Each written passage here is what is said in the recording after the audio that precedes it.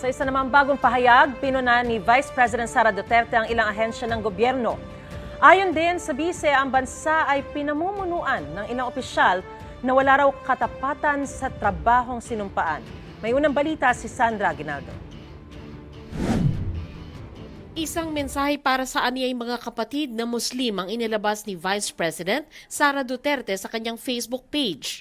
Tugon niya ito sa naunang pahayag ng 6 na Muslim tribes na nangakong magbibigay ng suporta pang-seguridad sa bise kung kakailanganin niya ito. Pero bukod dyan, naglahad din ng mga puna laban sa gobyerno ang vice-presidente. Sabi niya, tumitindig dapat ang Pilipinas laban sa panghimasok ng mga dayuhan sa domestic affairs ng bansa.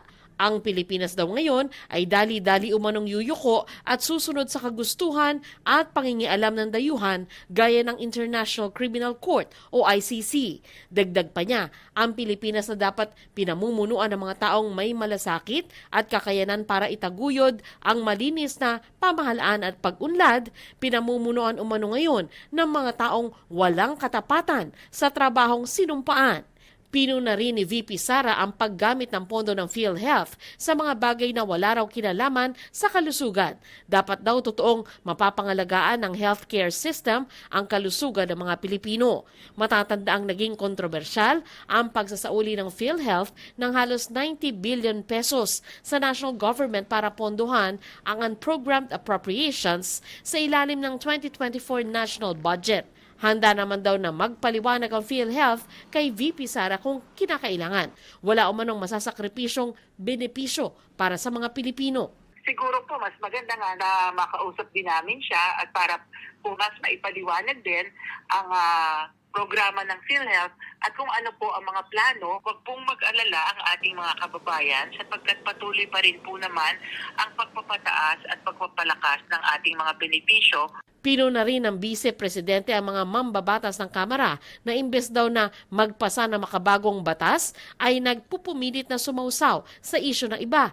Partikular niyang binanggit ang usapin ng kakulangan ng pulis para sa lumalaking populasyon ng bansa.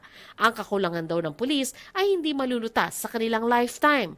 Matatandang binawasan ang police security ni VP Sara dahil ayon sa PNP, kailangan sila ng PNP para sa police visibility sa National Capital Region. Pinasaringan din ng bise ang mga opisyal daw ng airport na tikom ang bibig sa banta ng seguridad at hindi man lang umano nagsagawa ng investigasyon tuwing may banta.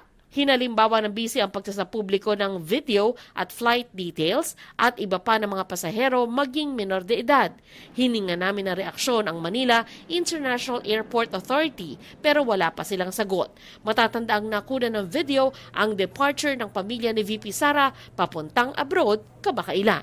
Ito ang unang balita. Sandra Aguinaldo para sa GMA Integrated News.